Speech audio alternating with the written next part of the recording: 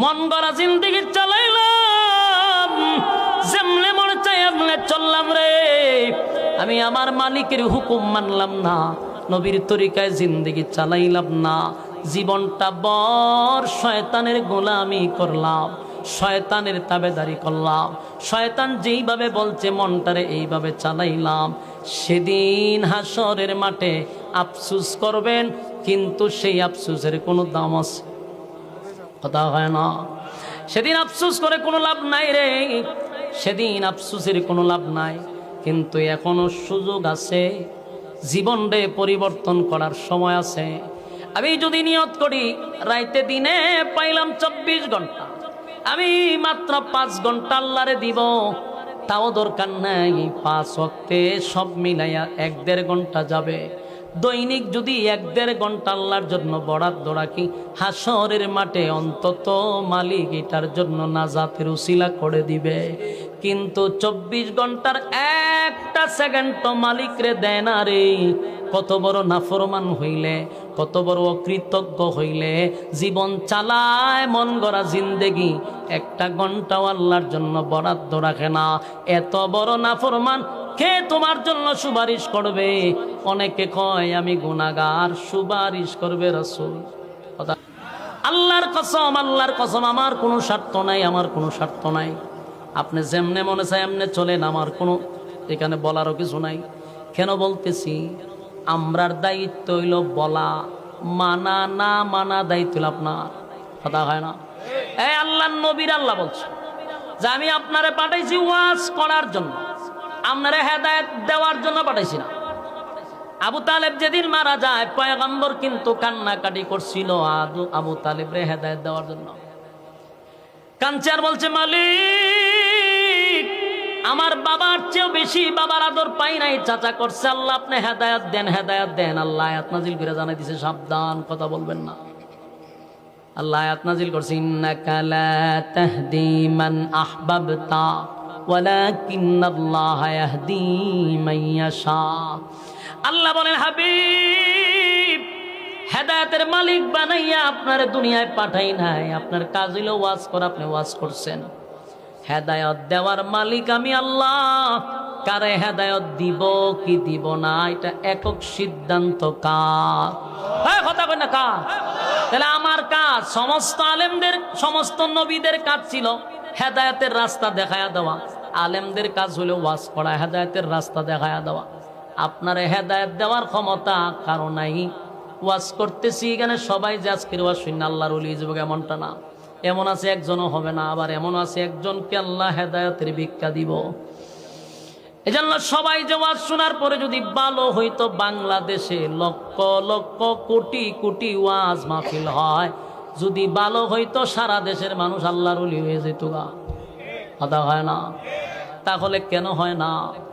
তার 3টা কারণ। যখন কেন হয় না, এই 3টা কারণ কোনো বক্তায় জীবনে বলবে না, আমি বলতে বাধ্য। 3টা কারণ কেউ বলবে না, কোনো বক্তার মুখ দিয়ে শুনবেনও না। আমি বলি, 1 নাম্বার হলো মাহফিল যারা করায় এরা হেদায়েতের উদ্দেশ্যে মাহফিল করায় না। 2 নাম্বার হলো শ্রোতা যারা আছে মাহফিল শোনার জন্য, এরা হেদায়েতের উদ্দেশ্যে আসে না, হেদায়েতের উদ্দেশ্যে বয়ান শোনে না। 3 নাম্বার বক্তা হেদায়েতের উদ্দেশ্যে বয়ান করে না। কথা না? 3 জায়গাতেই গন্ডগোল। হেদায়েত কি আসমান ফাইরাইব? কথা কয় না? এখন আসুন, কেন বলে এরকমটা কেন? যেটা বলছি এটা বাস্তব, চিরসত্য, সারা বাংলাদেশে একই সিস্টেম হইতেছে। যারা মাহফিল করায় হেদায়েতের উদ্দেশ্যে করায় না। বলে কেন করায় না? কারণ এর আর কত হইল লোক হইতে হইব। কথা হয় না? লোক হতে হবে, মাঠ খানায় খানায় ভরতে হবে, প্রচুর মানুষ হইতে হইব, তাহলে বক্তা খারা দাওয়াত দেওয়া যায়। তখন ইউটিউবে ঢুকে আল্লাহর ওলিদেরকে তৈয়া আমরার মতো খম্বক্তরে দাওয়াত দেয়। বাস্তব না বাস্তব? বাস্তব কথা। আল্লাহর ওলি অভাব নাই, কিন্তু এরা যে দাওয়াত দিতে হইলে 10 জন মানুষ হয় না, ওই যে হন যেরকম এরকম হয়ে বই থাকো। কিন্তু আমরার মতো অনেক লোক আছে যারা গেলে মাঠে জায়গা হয় না, এটা কিয়ামতের আলামত, লক্ষণ বালা না। আল্লাহর ওলিরা যারা আল্লাহরে সন্তুষ্ট করে, এরা দাওয়াত দিলে 10 জন মানুষ হয় না। কিন্তু আমরা এখন ভাইরাল তো খাই, ভাইরাল ভাইরাল। কোন বক্তায় টপিক নিয়ে কথা বলে সারাদিন খালি র্যাঙ্কিংয়ে থাকে, এমন বক্তারে দাওয়াত দিলে মানুষ হইব। আর নাইলে 1.5 ইঞ্চি 1/2 ইঞ্চি বক্তা তো ভাই বাইর করে সোহম দেও এক পুষ্ট মই দিয়ে স্টেজে উঠে 26 ইঞ্চি বক্তা দাওয়াত দিছে। খনচান ফুস্টার হয়ে লিখে যে মই দিয়া উঠে বলে স্টেজ হয় 1.5 রাত বক্তা। এটা কি কোনোদিন কমিটি হেদায়েতের উদ্দেশ্যে দাওয়াত দিছে? 1.5 ইঞ্চিরে দাওয়াত করে দিছ হয় মানুষ হইব। আশা ওই দেখা যায় আইসে পরে বেড়া বেড়ি ভ্যান্ডেল ছিড়ালেছে ওখানে কুলো লইছে লইয়া সেরে হেরাই নেন বয়সে উদ্দুর ছোট ছোট হাত উদ্দু বড় বড় হাত এতে তিতা করে হুমা হেতে ওয়াশ করে তিতা করে হুমা এর গেলে মহিলারা শুদ্ধ আয় বসে বলো নিয়ে না দায়িত্ব আসেনি। প্রথম গন্ডগোল কমিটি বেশি মানুষ হইতেই এরপরে কয় বক্তার কণ্ঠ আসেনি দেখ, তাহলে ভাব লিখবই তো না ওই অকল বেজাল হইলে আর এরপরে শ্রোতা তো পরে বক্তা পরে বক্তার আগে দুষছেন না কমিটি দুষ্টইব। কমিটি কয় দেখি এরকম একটা বক্তা দরকার হয় রে কণ্ঠওয়ালা বক্তা হইলে তোমার টেকা লাগবে, টেকা 1 লাখ লাগুক অসুবিধা নাই। হয় বক্তা কিন্তু নাচতে পারে, নাচতে পারলে আরো 1 লাখ দিব, নাচা নাচি যদি করতে পারে তাহলে আরো 1 লাখ দিব, 1 লাখ আর 2 লাখ এর লইয়া। এরপরে বক্তা ইয়া সেরা ভাইরাল বক্তা খতকান হুক্কুর হাক্কুর নাচা নাচি করে কমর টমর দুলাইয়া গলিরে ব্যায়াম ট্যাম করে বাড়ি ছেড়ে দেয়। 1 মাসের ভিতরে আর আপনাদের আর এক্সারসাইজ করতে হবে না, ফ্যাট ম্যাট সব কমে যাবে। না চাকিতে এইভাবে টান হারিয়া মিশা কথা কইতেছি আমি দেখতে কইতেছি টানে এইভাবে ইতা করে শরীরের মধ্যে শয়তানে লারা তুই তো ওয়াজ করতে নাচস খা তাহলে হেদায়তটা করতে কইতো ওই যে শ্রোতা এরও হেদায়তের উদ্দেশ্যে আয় না দেখতে হে কেমনে নাচায়। আমি যে কথাগুলি বলছি কথাগুলি আমি বাস্তব অভিজ্ঞতা নিয়ে কইছি, আমার কথাই একমত অথবা না হইতে পারে, কিন্তু আমি যেটা কইছি 100% বাস্তবতা, মানে বিশ্বাস করেন আর না করেন। কিন্তু এখন কথাগুলি মনোযোগ দিয়ে শুনুন। এই মাহফিল কিন্তু এখানে যারা দাওয়াত দিছে এমন উদ্দেশ্যে দাওয়াত দেয় না, এখানে সব খালি আমার মতো অযোগ্য ছাড়া সব এক একজনের জুতার ধুলার সমান আমি না। এই পুস্টারও যারা নাম জুতার ধুলার সমান আমি না, তাহলে এই মাহফিলও দাওয়াত দিছে যাদেরকে আল্লাহ এই মানে কবুলিয়তের উদ্দেশ্যে এরা দাওয়াত দিছে, কারণ এখানে একজনও অযোগ্য নাই আমি ছাড়া সব যোগ্যবান। তাহলে সুতরাং এদের মাঝখানে যেহেতু আমি ফিরে গেছি গা তখন আমি অযোগ্যই, কিন্তু আপনারা অযোগ্য ব্যক্তির কথাটা বিপদ ফেরত তো শুনতেইব যেহেতু বইছেন, মানে আপনারা যদি হতান করে আমাদের আশা করেন আমাদের কথা কন তাহলে তো আমি আরো অযোগ্য হয়ে যাবো। মানে আপনারা কি আর 10টা মিনিট আমার ওয়াজ করবে দিবেননি? তাহলে যে এখন কথাটা বামে দেবো, আমি তো একটা ধারাবাহিক আলোচনা করছিলাম এই কথা কইলে যে কি ক্ষতি হয় এটা এখন বুঝতেছেন। আমি গেছিলাম একটা ধারাবাহিক আলোচনা, কিন্তু হ্যাঁ আমার বামার ঢুকাই দিছে, আর এই বামারটা ঢুকা একটা শয়তান এক আরো বর করে লারা দেয়, কারণ বক্তা সিরিয়ালে বয়ান করতেছে কিন্তু হেরে লড়াইতে পারলে সিরিয়াল নষ্ট হবে। আল্লাহর কসম এটা শয়তানের চক্রান্ত। আপনার এই মাঝখান বামারটা ঢুকায় না তাহলে আর আওয়াজটা লাইনও যেত না, 10টা লাইনে উঠে গেছে আবার দেখা করে এলাম। পরে আমার নিজের এত না কোরআনতে শুরু করছিলাম কোরআন শেষ করছিলাম, এগুলো কোনো সময় কথা বলতে নাই, মনোযোগ আসেনি। আরো 10 মিনিট চলতো নি। এক কথা হলো আল্লাহ রাব্বুল আলামিন বলেন পৃথিবীর মানুষেরা আমি তোমাদেরকে বানাইছি ইবাদতের জন্য, গোলামির জন্য। ইবাদত করবি না, গোলামি করবি না, আমি আল্লাহ তোদেরকে ছেড়েও দিব না। কি মনে ছেড়ে দিব? পৃথিবীর কেউ কাউরে আল্লাহ ছেড়ে দেয় না, সবাই রে সাইজ কইরা ছাড়ছে। তবে যখন মানুষ নাফরমানি করে আল্লাহ কিছু ছাড় দেয় আরো করার জন্য করতে থাক। যেমন আমরা আম্মারে ছাড় দিছে না, 16 বছর ছাড় দিছে, মারতে থাক, আয়নাগরে বন্দি করতে থাক। একটা সময় কিন্তু আমি শেষ করলাম মধ্যা দাদারও কিন্তু এইভাবে ছাড় দিতেছে, দাদারও আল্লাহ ধরব দেখবেন দুটি কুল্লা বাগবো দাদা, কারণ বৈশারও আল্লাহ ছাড় দিছে না। ওয়াংসাং সূচিও কিছুদিন লাফালাফি করছেন, এটারও শেষ করে তুইছে এখন সেনাবাহিনী। তাহলে যারাই জুলুম করে এদেরকে আল্লাহ শেষ করে। জুলুমের মাত্রা অতিরিক্ত হয়ে গেলে আল্লাহ বরদাস্ত করে না, সাইজ কইরা ছেড়া দিব। তুমিও যে নাফরমানি করো, আমার আল্লাহ বলে বান্দারে বালিশের সঙ্গে মাথা লাগাইয়া ঘুমানোর সময় একটু চিন্তা করে দেখ, তুই আমি যে গুনাহটা করি আমার আল্লাহর কত মায়ার মহব্বত আমার আর আপনার উপরে। এই গুনাহ যদি একটু প্রকাশ হয়, আমি আপনি যে গুনাহ করি যদি প্রকাশ হয়, মা সন্তান বলে স্বীকার করবে না, বাবা সন্তান বলে স্বীকার করবে না, স্ত্রী স্বামী বলে স্বীকার করবে না, সন্তান বাবা বলে ডাক দিবে না। এমন গুনাহ আমরা করি, আল্লাহ স্নেহের চাদর দিয়া ঘুইরা রাখে, ঠিক নেই? যুবক ভাই, মালিক বলে আমি চাই না আমার বান্দা মানুষের সামনে লজ্জা পাক, ছোট হোক, আমি চাই না। কিন্তু সীমা লঙ্ঘন করলে দুনিয়াতে চরম পর্যায়ের বেইজ্জতি করব। পরকালে তো আছে, দুনিয়া তো আমি চরম পর্যায়ের বেইজ্জতি করব। প্রয়োজনে জুতা দা মারো, আমি নমরুদ দ্বারা জুতা দা ফিটাইছি নি, এরকম ইতিহাস। ঠিক আছে, যেদিন দুনিয়া থেকে বিদায় হয়ে যাবে, সাকরাত শুরু হয়ে যাবে, মালাকুল মউত আজরাইল আপনার পাশে যখন দাঁড়িয়ে যাবে, রূহটা বাহির হওয়ার জন্য চটপট চটপট শুরু করবে গো। আল্লাহর নবী বলেন, মালাকুল মউত আজরাইল যখন মানুষের রূহ নিতে আসে, দুইটা সূরত ধারণ করে। নেককারের জন্য একটা সূরত, বদগারের জন্য আরেকটা সূরত। নেককারের সূরত আর বদগারের সূরত। যারা বদগার, বেনামাজি, বেপরদা, সুদখোর আর ঘুষখোর, এদের বরণটা বড় ভয়ানক হয়।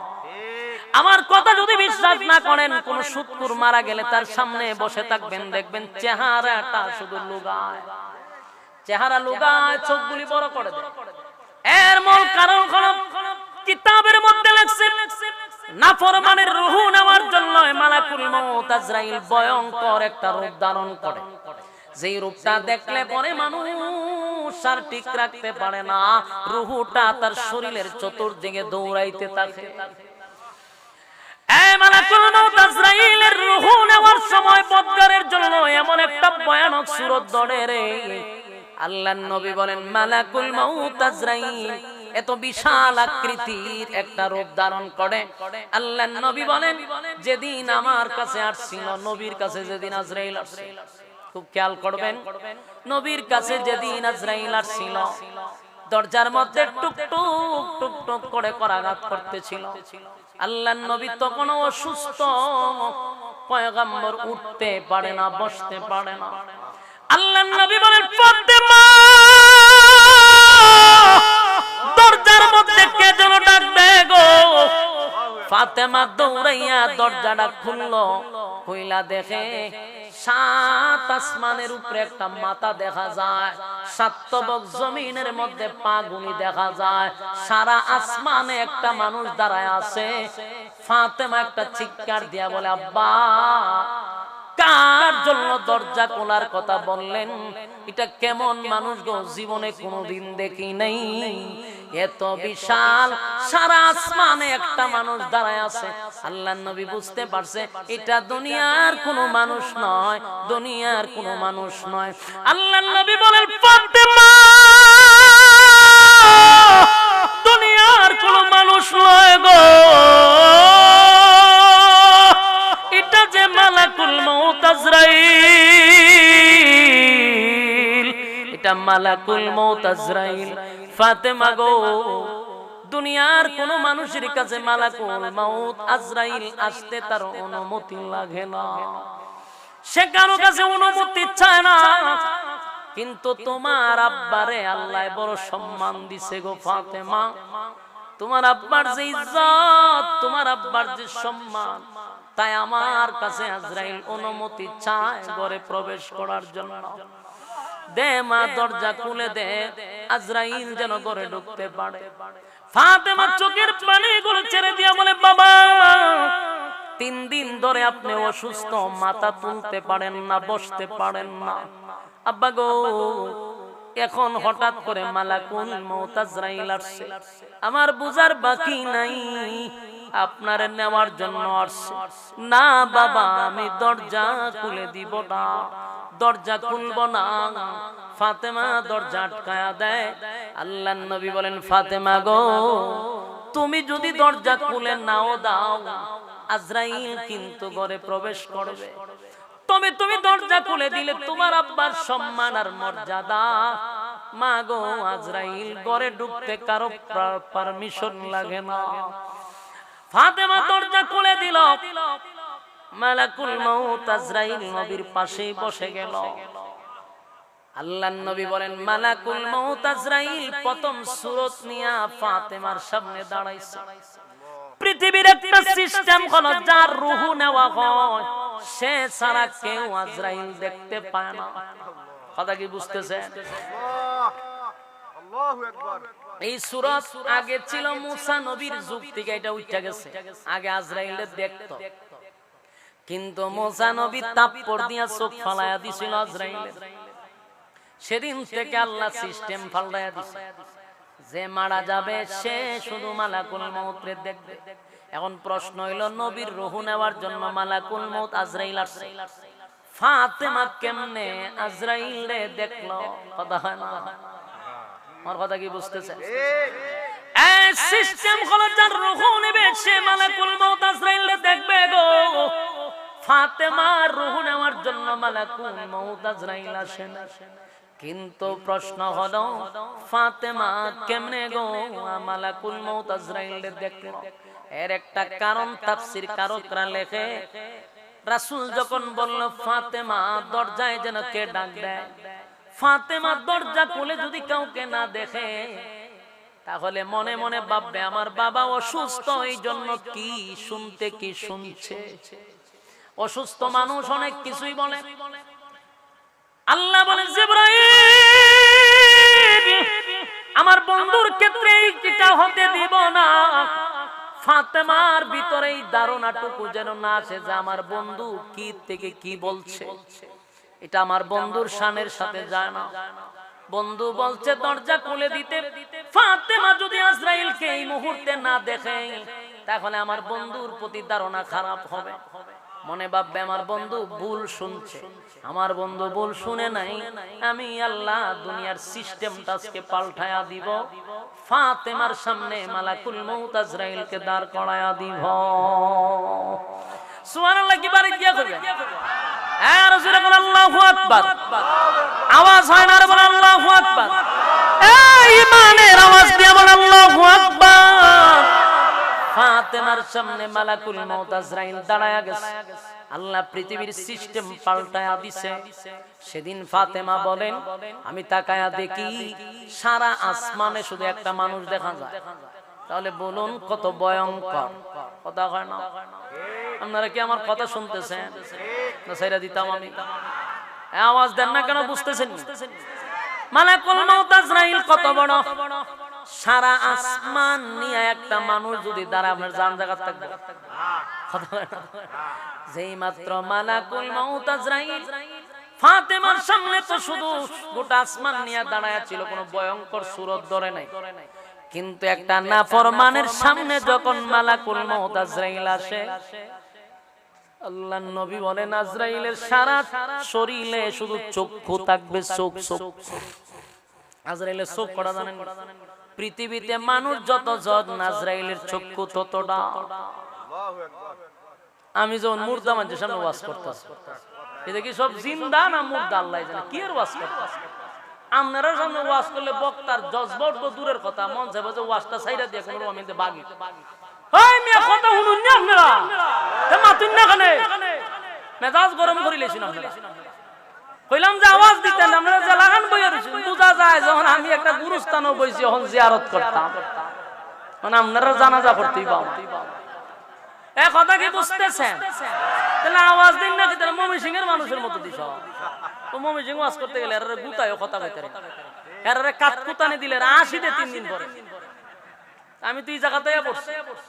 আমার কথা কি বুঝতেছেন? একটা মানুষ যদি সারা আসমানে দাঁড়ায়, আপনি ঠিক থাকবে? জায়গা প্রস্তাব থেকে করে দিবে। মরণের সময় আবার বলছি, নাফরমানের মৃত্যুর সময় যদি কাছে থাকেন আপনি নিজেও ভয় পাইবেন। দেখবেন সুৎখুরের মরণ যদি দেখেন আপনি আর সহ্য হয়ে যাবে। ঘুষখোরের মরণ, নাফরমানদের মরণ দেখলে, বেনামাজির মরণ দেখলে আপনি ভয় পাবেন। এরা মৃত্যুর আগে দেখবেন চোখ দুইটা বার করে দেয় এবং চতুর্দিকে চেহারা লুকায়। কেন জানেন? মালাকুল মউত আজরাইল ভয়ঙ্কর রূপ তাদের সামনে ধারণ করে। তার প্রতিটা শরীরের চক্ষু থেকে আগুন বাহির হইতে হয় সারা শরীর থেকে আগুন ঝিলকাইতে থাকে, ভয়ঙ্কর একটা সূরত নিয়া বদগারের সামনে যখন দাঁড়ায়, মালাকুল মউত আজরাইলের একটা টিম নিয়ে আসে, দুর্গন্ধযুক্ত কাপড় নিয়ে আসে তার রূহটারে নেওয়ার জন্য। তখন এই সূরত দেখা মালাকুল মউত আজরাইলের ভয়ঙ্কর রূপ দেখা এই নাফরমানের রূহটা শরীরের চতুর্দিকে দৌড়তে থাকে। দেখবেন মরার সময় তার চেহারাটা শুধু লুগাইতে থাকে।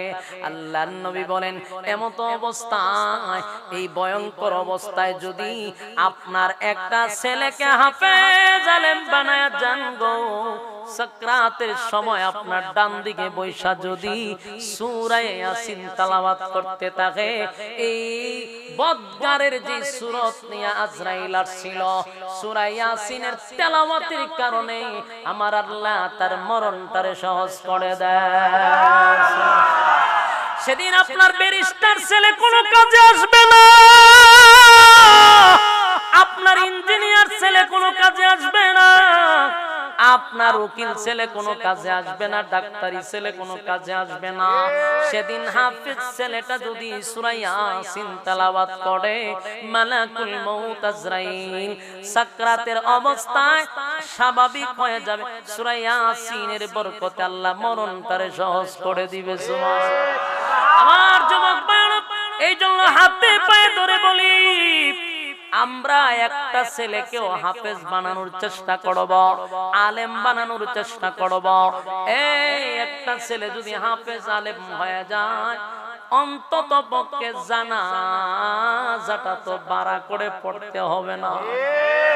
আজকে অধিকাংশ মানুষ মারা গেলে জানাজা হয় বারাটিয়া দিয়া, কথা হয়।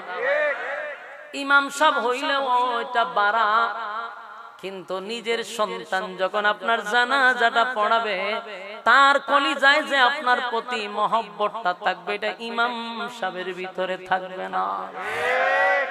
সে যখন আপনার জানাজা পড়াইবে, তার কলিজাটা পেটে পেটে আল্লাহর কাছে দোয়া করতে থাকবে, আমার বাবার জানাজা পড়াইতেছি রে, কলিজাটা ফেটে কান্না আসবে।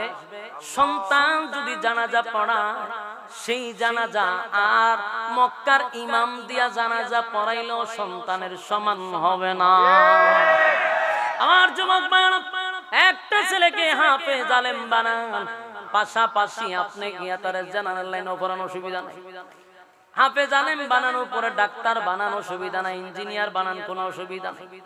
আপনি জাগতিক শিক্ষায় শিক্ষিত করেন, কোনো অসুবিধা নাই, কিন্তু ধর্মীয় জ্ঞান যদি থাকে, আপনাকে সে কোনোদিন বৃদ্ধাশ্রমে দিবে না, আপনার প্রতি জুলুম করবে না, বেইনসাফ। কিয়ামত পর্যন্ত আনেওয়ালা সমস্ত উম্মতি মুহাম্মদীদের উদ্দেশ্যে আমার আল্লাহ বয়ান করলেন, যুবকেরা শুন, যে আল্লাহ পৃথিবী বানাইল, যে আল্লাহ দুনিয়া বানাইল, পরকাল বানাইল, যে যেটার মালিক, সেই মালিকে বলতেছে, দুনিয়া কোন শান্তির জায়গা নয়, দুনিয়া চিরস্থায়ী নয়, দুনিয়ার নিয়ামত কোন নিয়ামত নয়, এর থেকে কোটি গুণ নিয়ামত আমি আল্লাহ তোর জন্য পরকালে রাখছি।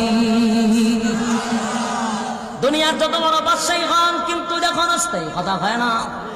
আর রব্বে কারীম বলে, বান্দা শুন, কোন রকম একটা জান্নাতি যদি জান্নাতে যায় রে, আমি আল্লাহ তার একটা রাজত্ব দিব। এই রাজত্বটা হবে এই পৃথিবীর 10টা পৃথিবীর সমান। জুড়ে কোন সুবহান।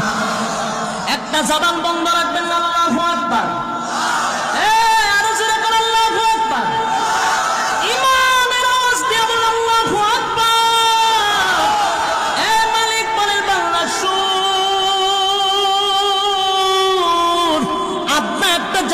যদি জান্নাতে যায়, একটা দুইটা নয়, এই পৃথিবীর 10টা পৃথিবীর সমান আমি আল্লাহ রাজত্ব দিব গো। আর এমন রাজত্ব দিব, সেই রাজত্ব পাওয়ার পরে আর কোনোদিন রাজত্ব যাবে না। আমেরিকার প্রেসিডেন্ট কি দুনিয়াতে সব সময় একজনই থাকে না? 10 বছর পরে পরে ভালো না। যদিও বাংলাদেশ ভিন্ন, কারণ বাংলাদেশ 15 বছরও যায় না, কথা বলেন না। বাংলাদেশের তো ভিন্ন, কিন্তু আমেরিকা কোন যে কোনো দেশে কোন 10 বছরের বেশি মেয়াদ, বাংলাদেশটা আনলিমিটেড। কথা হয় না? তাহলে আল্লাহ বলেন চিরস্থায়ী না, চিরস্থায়ী না, কিন্তু জান্নাতের ভিতরে রাজত্ব দিব, কোনোদিন যাবে না, কোনোদিন যাবে না, সিনায়া নিব না, একক রাজত্ব দিব, আর কোনোদিন রাজত্ব যাবে না। 2 নাম্বার হলো দুনিয়াতে রাজত্ব পাইলো মরণ আছে না নাই? আল্লাহ রাব্বুল আলামিন বলে বান্দা শুন, সবচেয়ে বড় সুসংবাদ, সবচেয়ে বড় সুসংবাদ হলো পরকালে রাজত্ব দিব, রাজত্ব পাওয়ার পরে আরেকটা ঘোষণা দিব, আরেকটা ঘোষণা দিব। ঘোষণাটা হলো বান্দারে রাজত্ব পাইছ আর কোনদিন মরবি না। সুবহানাল্লাহ। রাজত্ব দিছি, মরণ নাই গো, মরবে না, মরণ নাই, যার চিন্তা আসেনি তা। কথা হয় না? মরণ নাই, চিন্তা নাই, কিন্তু দুনিয়ার প্রেসিডেন্টের চিন্তা আছে না নাই? পিছিয়ে কোন সময় গুলি ঘুরে যায়, কথা হয় না? এরপরে রাজত্ব পাইবেন, কোন বিরোধী দল নাই, জান্নাতে কোন বিরোধী দল নাই যে আরেকটা পার্টি আবার আইসা আমার রাজত্ব নিয়ে যাইব না। দুনিয়াতে বিরোধী দল আছে না নাই? আওয়ামী লীগ ক্ষমতাত গেলে বিএনপি টেঙ্গো ধরে টানে, বিএনপি গেলে আওয়ামী লীগে টান মারে, আছে না নাই? এই যে জ্বালা যন্ত্রণা, দুটাই মিল্লা গোতাগুতি করতে করতে দেশের জনগণের 12টা বাজছে। বাস্তব না বাস্তব? তার মানে দুনিয়াতে বিরোধী দল আছে, কিন্তু জান্নাতের রাজত্বের মধ্যে কোনো বিরোধী দল নেই, কোনো বিরোধী দল নেই। আল্লাহ বলেন দিলাম তো দিলাম, আর চিনায়া দিব না। আল্লাহ বলেন সুসংবাদ হবার মরবি না, মরণ নাই, মরণ নাই, মরণ নাই, মরণ নাই। সুবহানাল্লাহ। আর দুনিয়াতে একটার বেশি 2টা বিয়া করতে পারছ না, 4টা দিছিলাম অনুমতি, কিন্তু তোর কপালে একটাও নাই। আবার কেউ যদি একটা করছে মরার আগে 2টা নাই, আছে না নাই? সাহসও নাই 2টা করা, আবার আছে বল, হ্যাঁ একটার বেশি 2টা করণ যায় না। বউই দেখবেন খালা বোরকা লাগায় জায়গা মামলা করে দিতে। বাস্তব না বাস্তব? তার মানে রব্বে কারীম বলে 4টার অনুমতি দিলাম, কিন্তু একটার বেশি 2টার নাম লওন যায় না রে। আল্লাহ বলেন রাজত্ব পাওয়ার পরে সর্বনিম্ন বউ দিমু 72টা। সুবহানাল্লাহ। আসেনি? আস্তে কোন করে ভয় লাগে, ধরো যদি উনি জান্নাতের বয়ান করবার লিয়ে জান্নাত। বাস্তব না বাস্তব? আমরা তো ওয়াজ করি, আমরা জিগাই এই ওয়াজ না করলে হয় না? এটা মারাত্মক জিনিস। জান্নাতের ভিতরে বউ দিবে 72টা, কমপক্ষে 72টা বউ দিবে। তাহলে বুঝেন রাজত্ব আছে, বউ আছে, কথা হয় না?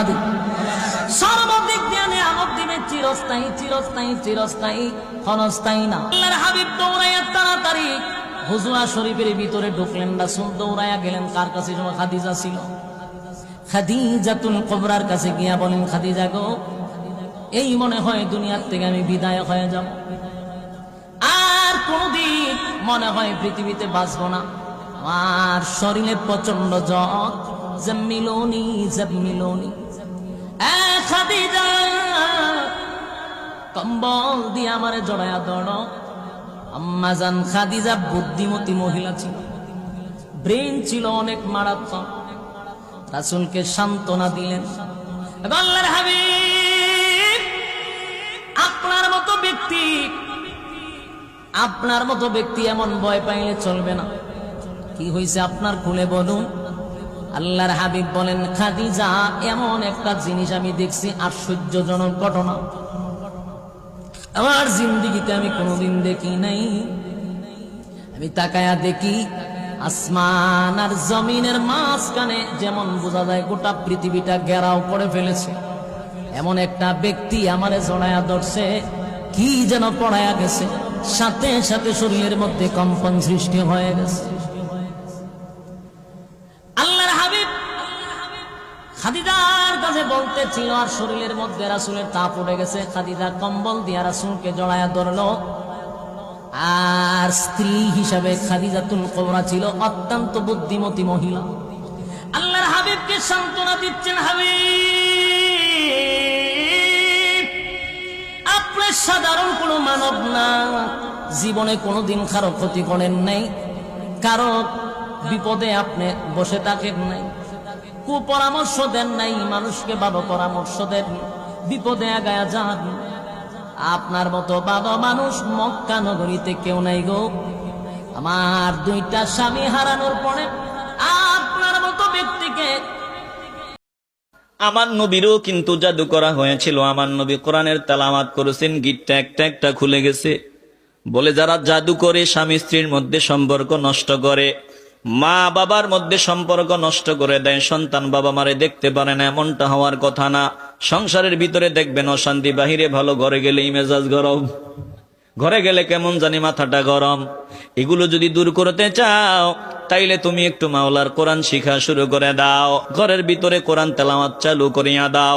যেই ঘরে কোরআন তেলাওয়াত চালু হয়ে যাবে, কসম আল্লাহর, ওই ঘরে আমার আল্লাহ শান্তি চালু করে দিবে। বলেন আমরা কোরআন তেলাওয়াত শুরু করতে চাই কি চাই না? আসতে বলবেন না, জবান খুলে বলেন।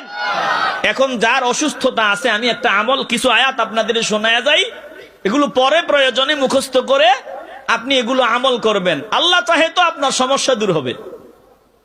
একটু ভালো করে খেয়াল করে নেন। যদি দেখেন কাউকে এইরকম কোন সমস্যা, ডাক্তারও সমস্যা খুঁজে বের করতে পারে না, কিন্তু তার অসুস্থতা দিন দিন বাড়ে, বলে ডাক্তার যত পরীক্ষা নিরীক্ষা আছে রোগ খুঁজে পায় না। এখন এইরকম সমস্যা যদি দেখা দেয়, তাইলে আপনি আল্লাহর কালামটা সামনে নিবেন। বলে রুগীর মাথার উপরে হাতটা রাখবেন, মাথার উপরে হাত রাখিয়া কানের কাছে গিয়া জোরে জোরে মাওলার তেলাওয়াত শুনাইবেন। কি কি তেলাওয়াত করবেন?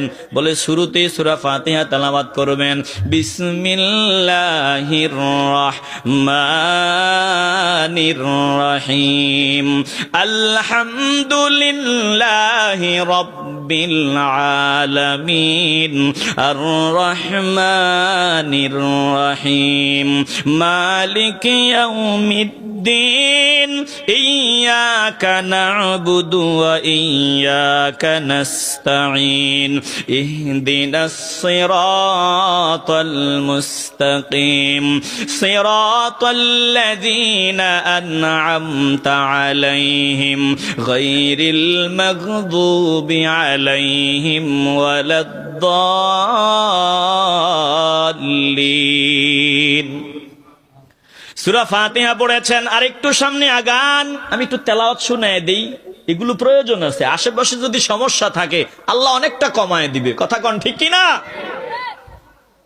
পড়বেন বিসমিল্লাহির রহমানির রহিম, আলিফ লাম মিম, ذلك الكتاب لا ريب فيه هدى للمتقين الذين يؤمنون بالغيب ويقيمون الصلاة ومما رزقناهم ينفقون والذين يؤمنون بما أنزل إليك وما أنزل من قبلك وبالآخرة هم يوقنون أولئك على هدى من ربهم وأولئك هم المفلحون। এরপরে পড়বেন খুতবার শুরুতে যে আয়াত পড়েছি, ওই আয়াতটা সূরা বাকারার আয়াতটা তেলাওয়াত করবেন। واتبعوا ما تتلو الشياطين على ملك سليمان وما كفر سليمان ولكن الشياطين كفروا يعلمون الناس السحر وما أنزل على الملكين ببابل هاروت وماروت وما يعلمان من أحد حتى يقولا إنما نحن فتنة فلا تكفر فيتعلمون منهما ما يفرقون به بين المرء وزوجه وما هم بضارين به من أحد إلا بإذن الله ويتعلمون ما يضرهم ولا ينفعهم ولقد علموا لمن اشتراه ما له في الآخرة من خلاق ولبئس ما شروا به أنفسهم لو كانوا يعلمون এরপরে আবার পড়বেন। বিরক্ত হইতেছেন নাকি আপনারা? আমি একটু দ্রুত পড়ি, অসুবিধা হবে? ওয়া ইলাহুকুম ইলাহু ওয়াহিদ লা ইলাহা ইল্লা হুয়ার রহমানুর রহিম ইন্না ফি খালকিস সামাওয়াতি ওয়াল আরদি ওয়া ইখতিলাফিল লাইলি ওয়ান নাহারি ওয়াল والفلك التي تجري في البحر بما ينفع الناس وما أنزل الله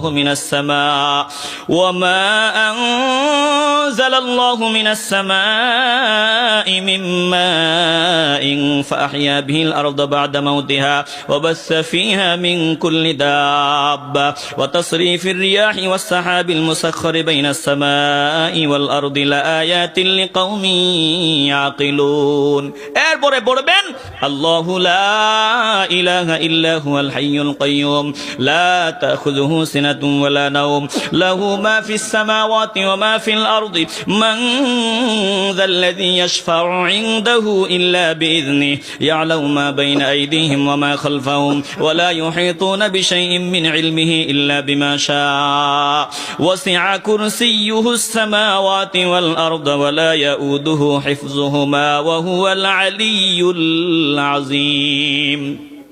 আরেকটা আয়াত যা জাদু বান্টনা দূর করার জন্য খুব গুরুত্বপূর্ণ, এই আয়াতটাও পড়বেন। আমানার রাসূলু বিমা উনজিলা ইলাইহি মির রাব্বিহি ওয়াল মুমিনুন কুল্লুন আমানা বিল্লাহি ওয়া মালাইকাতিহি ওয়া কুতুবিহি ওয়া রুসুলিহি লা নুফাররিকু বাইনা আহাদিম মির রুসুলিহি ওয়া ক্বালু সামি'না ওয়া আতা'না গুফরানাকা রাব্বানা ওয়া ইলাইকাল মাসীর। لا يكلف الله نفسا إلا وسعها لها ما كسبت وعليها ما اكتسبت ربنا لا تؤاخذنا إن نسينا أو أخطأنا ربنا ولا تحمل علينا إصرا كما حملته على الذين من قبلنا ربنا ولا تحملنا ما لا طاقة لنا به واعف عنا واغفر لنا وارحمنا أنت مولانا فانصرنا على القوم الكافرين। রোগীর মাথায় হাত দিয়া কানের কাছে গিয়া তেলাওয়াত করবেন, আল্লাহ তাকে ফু দিবেন, আল্লাহ সুস্থতার নিয়ামত দিবেন বলে সূরা ফাতিহা। আর কিছু যদি না পারি অন্তত সূরা কাফিরুন, সূরা ইখলাস, সূরা ফালাক, সূরা নাস সহি শুদ্ধভাবে তেলাওয়াত করব, আমল করব, ফু দিব, ইনশাআল্লাহ পরিত্রাণ দান করে দিবেন কে? আসতে বলবেন না, জোরে বলেন কে? আছে তো আমাদের কাছে, আমরা পারি না, এই জন্যই ভণ্ডদের কাছে যাই গিয়া অফার দিলি রাজত্ব দিবি, তোর মেয়ে দিবি। আর আমার আল্লাহও আমারে অফার দিছে, দুইটা গুণে গুণান্বিত হইয়া কবরে আসলে আমার মালিক সর্বনিম্ন এই পৃথিবীর 10টা পৃথিবী জান্নাত দিবে।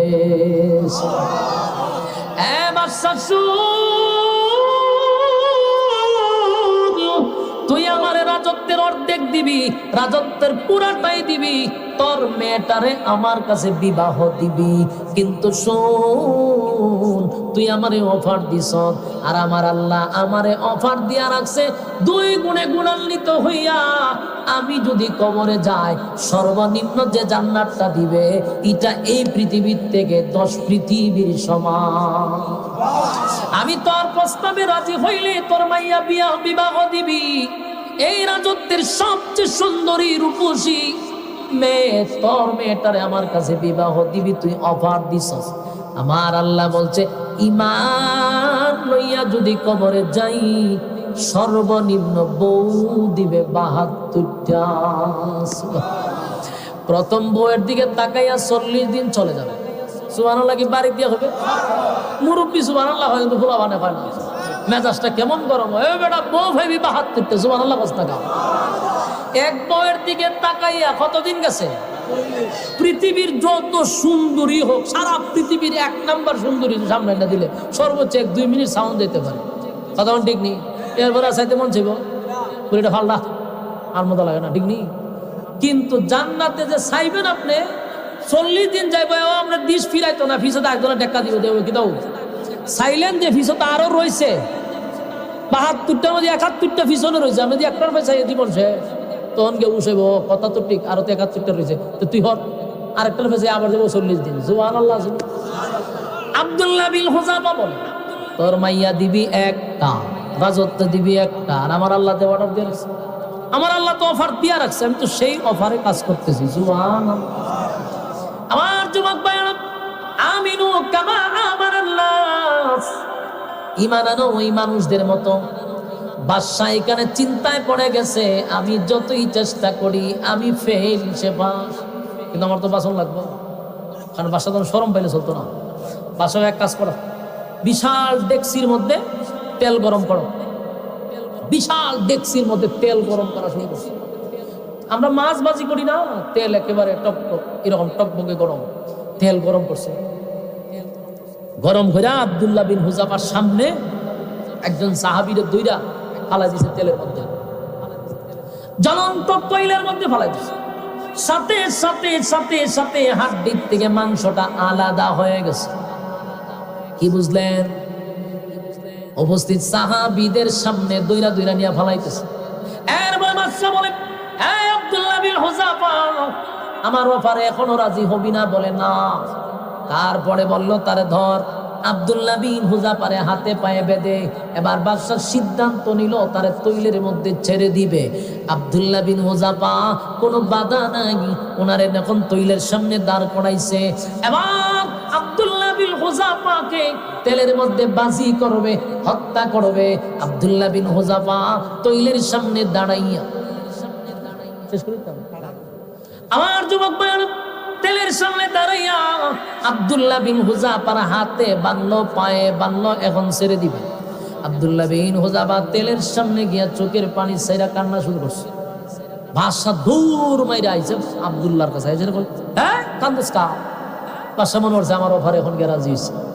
হ্যাঁ আব্দুল্লাহ সাবধান, কান্নার প্রয়োজন নাই, আমি প্রথমেই অফার দিছিলাম মেয়ে আর রাজত্ব, মানছত না, কিন্তু এখন কাপুরুষের মতো আগুনের সামনে দাঁড়াইয়া কেন কান্দস? কান্নার কোনো প্রয়োজন নাই, কান্নার কোনো প্রয়োজন নাই, আমার এখনো অফার ঠিক আছে, এখনো আমি মেয়ে দিব, এখনো রাজত্ব দিব। আব্দুল্লাহ বিন হুযাফা ডাক দিয়া কয়, বাদশা রে, মুসলমান মরণের জন্য কোনোদিন কান্দে না, মৃত্যুর জন্য মুসলমান কান্দে না। আমি আমার মৃত্যুর ভয়ে কান্দি না, তাহলে কান্দ কেন? বলে, কান্দি আমার বয়সটা কম, এই বয়সে আমার মালিকের জন্য আমি কি করলাম, আমি আমার মালিকের জন্য কি করতে পারলাম? আজকে বুঝি একবারই আগুনে জাপ দিয়া জীবনটা দিয়া দিব। আমার মালিক যদি আমার 100 বার জীবনটা ফিরাইয়া দিত, 100 বার আমি আগুনে জাপ দিতাম। বাদশা কয়, সাইরা লইছে কারবার না, তারে আর আগুনে ফুরানো যাবে না। কেন? এখন যদি আমি তারে আগুনে ফালাই, আমি হেরে যাব, সে জিতে যাবে। জ্ঞানী তো আমরা দেশের মতো মাথা মোড়া বাদশা না, তো আমরা দেশের মতো মাথা মোড়া না, আর জ্ঞান আছে। সব জায়গা মানুষ হেরেও জিতে যায় অনেক সময়, ঠিক নেই? বাদশা কইল যে না, এখন যেহেতু তাকে আমি তৈলে ফালাইয়া দিই, সে জিতে যাবে, আমি হেরে যাব। আমি তারে মারতে চাই একবার, সে মরতে চায় 100 বার। সুবহানাল্লাহ। না, আমি মারতে চাই একবার, সে মরতে চায় 100 বার, এরা তো মারা যাবে না। কিন্তু এখন এখান থেকে সারম কেমনে বাসা, তো একটা ইজ্জত আছে না, সম্মান আছে না, হঠাৎ করে তারা ছাইরা দেন না।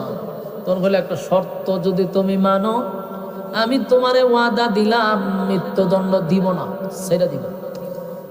আব্দুল্লাহ বিন হুযাফাকে কি শর্ত? তুমি তোমার 2টা টুর দিয়া আমার কপালে একটা সুমা দিবা। সুবহানাল্লাহ। বাদশা কয়, আমার কপালে একটা সুমা দিলে তোমার ছেড়ে দিব। কিন্তু আব্দুল্লাহ বিন উজাবা কয় আমিও সুমা দিতে পারি, শর্ত আছে। সুবহানাল্লাহ কই। চিন্তা করছেন বেচারারে কইতেছে মৃত্যুতে বাঁচাই দিব, কয় আমারও শর্ত আছে বাঁচাইবার আগে। আমরা হইলে কইলাম হইলে ভাই তোর কোন জায়গায় সুমা দিতে দিব, কয় আ জায়গায় হোক আর বে জায়গায় হোক, ঠিক না বেটি, আমার আগে বাঁচা। কিন্তু সাহাবী তো মরবার আগে কয় আগে আমার শর্ত মানের বড় সুমা দিব। বাদশাহ এটাও না আসে দিয়েছে, আমি তোমার ছেড়ে দিতে চাই একটা সুমার শর্তে, তুমি আবার শর্ত লাগাও। বলে হ্যাঁ শর্ত আছে। কি শর্ত? আমি আমার জীবনের বিনিময়ে তোর সুমা দিতাম না, মানে আমি তোর সুমা দিব তুই আমার বাসায় দিছ, এই কারণে না।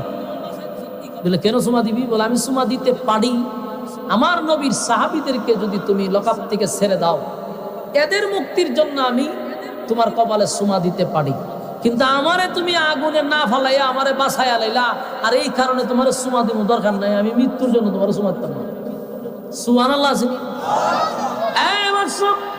আমি মৃত্যুর জন্য প্রস্তুত, আমি আমারে তুই আগুনে পোড়ানোর কথা ছিল, এখন আমারে ছেড়ে দিলি, এই কারণে তোরে সুমা দিব না। সুমা দিতে পারি, একটা সুমার কারণে যদি নবীর অসংখ্য সাহাবীরা বেঁচে যায়, এই কারণে বাদশাহ হয়তো আমার খবরটা চুমা দে, ছেড়ে দেবো, সবাই ছেড়ে দেবো। সুমা দিছে বলে সব ছেড়ে দিছে। বাদশাহ কয় আমি বুঝতে পারছি মুসলমানরা কেন গোটা পৃথিবী রাজত্ব করতেছে, তাদের ইমানের এত পাওয়ার, এই পাওয়ার যদি বাস্তব হয় গোটা পৃথিবী ধ্বংস হয়ে যায়। সুবহানাল্লাহ। আজকে সেই মুসলমান, আমরা এই মুসলমান, কিন্তু আমরা গোলামের মতো আছি, গোলাম। আমরা মানুষের গোলামি করি। আজকে আমাদের গোটা পৃথিবীতে মুসলমানরা সব জায়গায় লাঞ্ছিত, অপমানিত, অথচ গোটা পৃথিবীর শক্তি আল্লাহ মুসলমানের হাতেই দিছিল। সৌদি আরব দেশে আল্লাহ যেই পরিমাণ সম্পদ দিছে, গোটা পৃথিবী অন্ধকার হয়ে যাবে যদি সৌদি এক জায়গায় দাঁড়ায় থাকে। আপনি জানেন গোটা পৃথিবীতে মুসলমান দেশগুলোতে আল্লাহ এত সম্পদ দিছে, যদি মুসলমানরা ইহুদি খ্রিস্টানদেরকে সম্পদ না দেয়, তারা ভিক্ষার থলি নিয়ে দাঁড়ায়া যাবে। গোটা পৃথিবীর অর্থনীতি নষ্ট হয়ে যাবে যদি মুসলমানরা একটু খালি দাঁড়াইতো। কিন্তু ওই যে গোলামি করে অভ্যস্ত, অফার দিলি রাজত্ব দিবি, তোর মেয়ে দিবি, আর আমার আল্লাহও আমারে অফার দিছে, দুইটা গুণে গুণান্বিত হইয়া কবরে আসলে আমার মালিক সর্বনিম্ন এই পৃথিবীর 10টা পৃথিবী জান্নাত দিবে।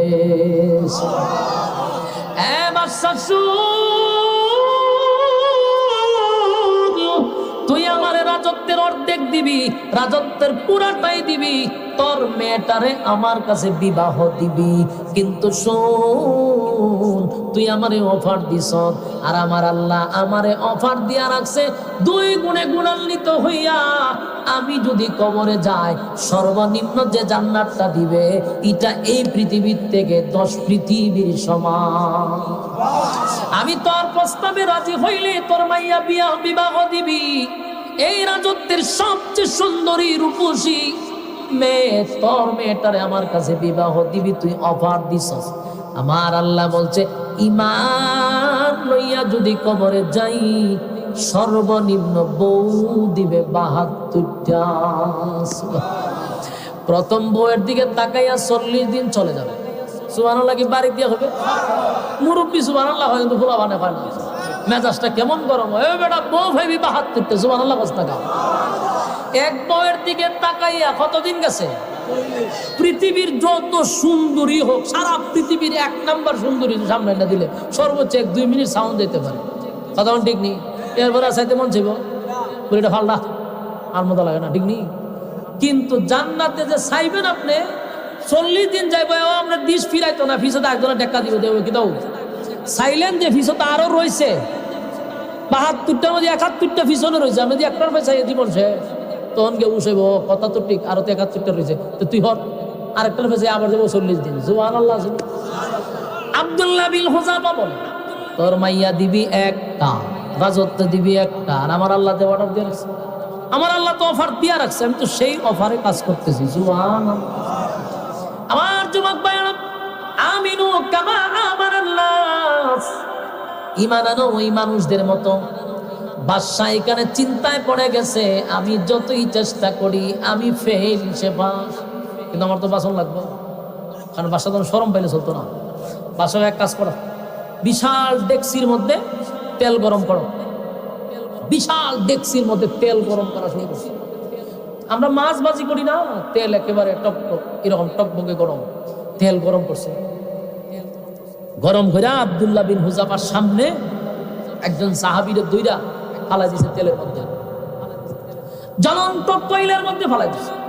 সাথে সাথে সাথে সাথে হাড্ডির থেকে মাংসটা আলাদা হয়ে গেছে। কি বুঝলেন? উপস্থিত সাহাবীদের সামনে দুইরা দুইরা নিয়ে ফালাইতেছে। এরপর বাদশা বলে, এই আব্দুল্লাহ বিন হুযাফা, আমার ব্যাপারে এখনো রাজি হবি না? বলে না। তারপরে বলল, তারে ধর। আব্দুল্লাহ বিন হুযাফারে হাতে পায়ে বেঁধে এবার বাদশা সিদ্ধান্ত নিল তারে তৈলের মধ্যে ছেড়ে দিবে। আব্দুল্লাহ বিন হুযাফা কোনো বাধা নাই, ওনারে এখন তৈলের সামনে দাঁড় করাইছে। এবার আব্দুল্লাহ বিন হুযাফাকে তেলের মধ্যে বাজি করবে, হত্যা করবে। আব্দুল্লাহ বিন হুযাফা তৈলের সামনে দাঁড়াইয়া, শেষ করি তো আমার যুবক ভাই, তেলের সামনে দাঁড়াইয়া আব্দুল্লাহ বিন হুযাফার হাতে বানলো, পায়ে বানলো, এখন ছেড়ে দিবে। আব্দুল্লাহ বিন হুযাফা তেলের সামনে গিয়া চোখের পানি ছাইরা কান্না শুরু করছে। বাদশা দূর মাইরা আইছে আব্দুল্লাহর কাছে, আইছে কই, হ্যাঁ কান্দস কা? বাদশা মনে করছে আমার অফার এখন গে রাজি হইছে। আব্দুল্লাহ সাবধান, কান্নার প্রয়োজন নাই। আমি প্রথমেই অফার দিছিলাম মেয়ে আর রাজত্ব, মানছত না।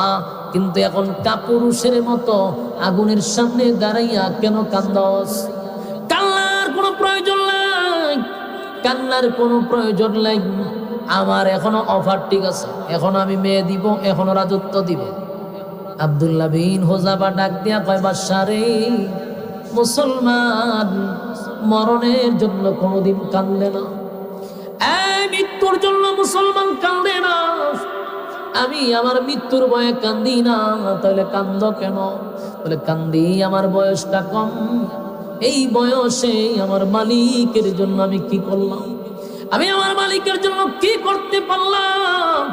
আজকে যদি একবারই আগুনে জাপ দিয়া জীবনটা দিয়া দিব, আমার মালিক যদি আমার 100 বার জীবনটা ফিরাইয়া দিত, 100 বার আমি আগুনে জাপ দিতাম। বাদশা কয়, সাইরালে জাকার বার না, তারে আর আগুনে ফুরানো যাবে না। কেন? এখন যদি আমি তারে আগুনে ফালাই, আমি হেরে যাব, সে জিতে যাবে। জ্ঞানী তো আমরা দেশের মতো মাথা মোড়া বাদশা না, তো আমরা দেশের মতো মাথা মোড়া না, আর জ্ঞান আছে। সব জায়গা মানুষ হেরেও জিতে যায় অনেক সময়, ঠিক নেই?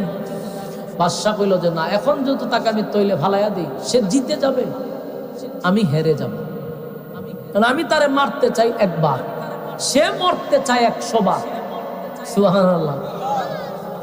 না, আমি মারতে চাই একবার, সে মরতে চায় 100 বার। এরা তো মারা যাবে না। কিন্তু এখন এখান থেকে সারম কেমনে বাসা, তো একটা ইজ্জত আছে না, সম্মান আছে না। হঠাৎ করে তারা ছেড়ে দেবেন যে না, তখন বলে একটা শর্ত যদি তুমি মানো, আমি তোমারে ওয়াদা দিলাম মৃত্যুদণ্ড দিব না, সেটা দিব। আব্দুল্লাহ বিন হুযাফাকে কি শর্ত? তুমি তোমার 2টা টুর দিয়া আমার কপালে একটা সুমা দিবা। সুবহানাল্লাহ আসেনি? বাদশা কয়, আমার কপালে একটা সুমা দিলে তোমার ছেড়ে দিব। কিন্তু আব্দুল্লাহ বিন হুযাফা কয়, আমিও সুমা দিতে পারি, শর্ত আছে। সুবহানাল্লাহ কই। চিন্তা করছেন, বেচারারে কইতেছে মৃত্যুতে বাঁচাই দিব, কয় আমার শর্ত আছে বাঁচাইবার আগে। আমরা হইলে কইলাম, হইলে ভাই তোর কোন জায়গা সুমা দিতে দিব, কয় আ জায়গায় হোক আর বে জায়গায় হোক, ঠিক না বেটি? আমার আগে বাঁচা। কিন্তু সাহাবী তো মরবার আগে কয়, আগে ক আমার শর্ত মানের বড় সুমা দিব। বাদশা এটাও না দিয়েছে, আমি তোমার ছেড়ে দিতে চাই একটা সুমার শর্তে, তুমি আবার শর্ত লাগাও। বলা হয় শর্ত আছে। কি শর্ত? আমি আমার জীবনের বিনিময়ে তোর সুমা দিতে পারতাম না। মানে আমি তোর সুমা দিব, তুই আমার বাসায় দিছ, এই কারণে না। বলে কেন সুমা দিবি? বলে আমি সুমা দিতে পারি, আমার নবীর সাহাবীদেরকে যদি তুমি লকআপ থেকে ছেড়ে দাও, এদের মুক্তির জন্য আমি তোমার কপালে সুমা দিতে পারি। কিন্তু আমারে তুমি আগুনে না ফালাইয়া আমারে বাসায়া লাইলা, আর এই কারণে তোমার সুমা দিব দরকার নাই, আমি মৃত্যুর জন্য তোমার সুমা দিতাম না। সুবহানাল্লাহ আসেনি? আমি মৃত্যুর জন্য প্রস্তুত। আমি আমারে তুই আগুনে পোড়ানোর কথা ছিল, এখন আমারে ছেড়ে দিলি, এই কারণে তোরে সুমা দিব না। চুমা দিতে পারি, একটা চুমার কারণে যদি নবীর অসংখ্য সাহাবীরা বেঁচে যায়। এই কারণে বাদশা হয়তো ওর খবরটা চুমা দে, ছেড়ে দেবো, সবারে ছেড়ে দেবো। চুমা দিছে বলে সব ছেড়ে দিছে। বাদশা কয় আমি বুঝতে পারছি মুসলমানরা কেন গোটা পৃথিবী রাজত্ব করতেছে, তাদের ইমানের এত পাওয়ার। এই পাওয়ার যদি বাস্তব হয় গোটা পৃথিবী ধ্বংস হয়ে যায়। সুবহানাল্লাহ। আজকে সেই মুসলমান, আমরা এই মুসলমান, কিন্তু আমরা গোলামের মতো আছি, গোলাম। আমরা মানুষের গোলামি করি। আজকে আমাদের গোটা পৃথিবীতে মুসলমানরা সব জায়গায় লাঞ্ছিত, অপমানিত, অথচ গোটা পৃথিবীর শক্তি আল্লাহ মুসলমানের হাতেই দিছিল। সৌদি আরব দেশে আল্লাহ যেই পরিমাণ সম্পদ দিছে, গোটা পৃথিবী অন্ধকার হয়ে যাবে যদি সৌদি এক জায়গায় দাঁড়ায় থাকে। আপনি জানেন গোটা পৃথিবীতে মুসলমান দেশগুলোতে আল্লাহ এত সম্পদ দিছে, যদি মুসলমানরা ইহুদি খ্রিস্টানদেরকে সম্পদ না দেয়, তারা ভিক্ষার থলি নিয়ে দাঁড়ায়া যাবে। গোটা পৃথিবীর অর্থনীতি নষ্ট হয়ে যাবে যদি মুসলমানরা একটু খালি দাঁড়ায়। তোমার ফিরের বিরুদ্ধে কথা বলে দিই, তুমি সবকিছু না যাও, ঘটনা কি? ফিরে তোমারে সুপারিশ করবো?